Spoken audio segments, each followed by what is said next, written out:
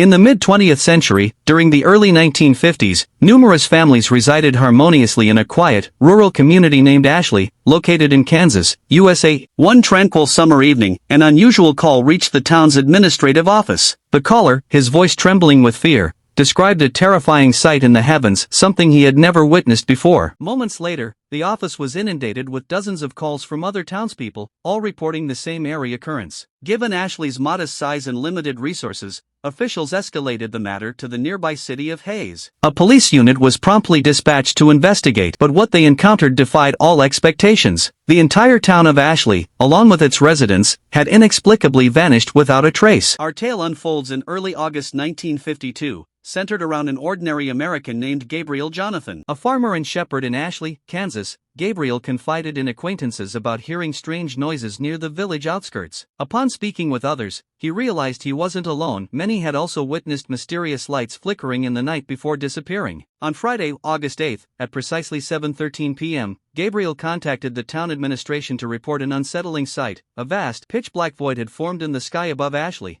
Nothing emerged from it, nor did anything enter. It was as though the heavens had been torn open. The employee who took the call dismissed Gabriel's account, assuming he was either intoxicated or playing a prank. However, within minutes, the office was flooded with frantic calls from other residents, all describing the same horrifying phenomenon, the enormous, dark rift looming over their town. As reports multiplied, the employee realized this was no hoax. A crisis was unfolding, but he had no idea how to respond. When word spread among the staff, they stepped outside to verify the claims. To their shock, they saw the anomaly with their own eyes, confirming the situation was beyond their control. With a population of roughly 700, Ashley's small administration knew they needed outside help. They reached out to Hayes, a larger neighboring town with its own law enforcement. Despite their detailed accounts, Hayes officials were skeptical. From their vantage point, the sky above Ashley appeared normal. Yet as calls from Ashley grew increasingly desperate, Hayes police decided to send an officer to investigate. Patrol Officer Alan Mizani was assigned the task. At exactly 7:54 a.m. the next morning, he set out toward Ashley via the sole connecting road, a straightforward route familiar to all locals. But something inexplicable happened.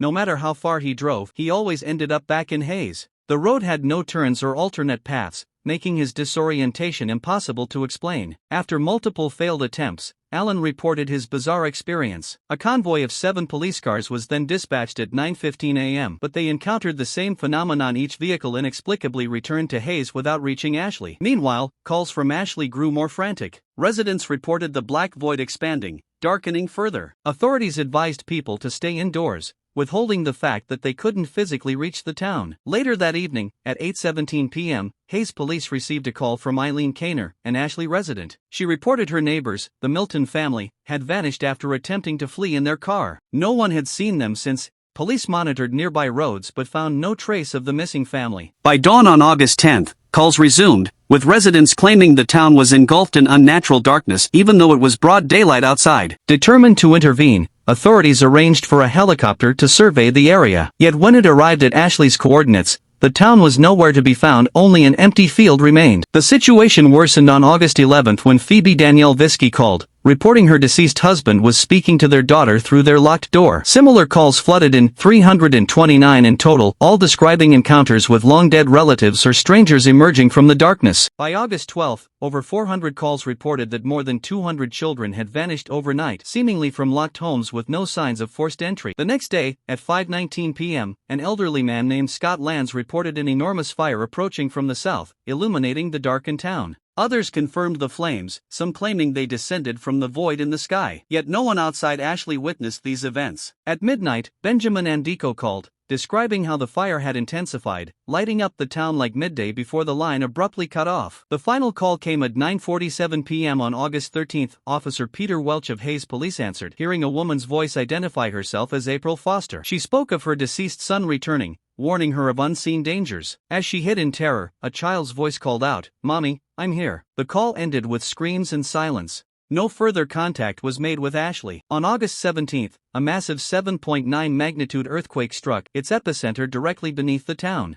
Hayes police finally reached the site only to find Ashley had disappeared entirely, replaced by a glowing, 900-meter-long chasm. After 12 days of fruitless searching, authorities called off the operation. Then, on August 30th, a second quake, 7.5 magnitude, struck, and the chasm itself vanished. Police agreed never to speak of the incident again. Despite its chilling details, no concrete evidence supports this story. The earliest record appears in a 2012 CreepyPasta post, later spreading across forums like Reddit. Official records show no earthquakes in Kansas during August 1952, only one near Oklahoma in April. Additionally, no town named Ashley appears on Kansas maps, though some speculated may have been absorbed into a larger city or misremembered e.g. Ashland or Ash Valley. An antique collector once claimed to possess a 1934 birth certificate listing Ashley as a birthplace, but this remains unverified. Was Ashley's disappearance a real event erased from history, or merely an urban legend? The truth remains shrouded in mystery.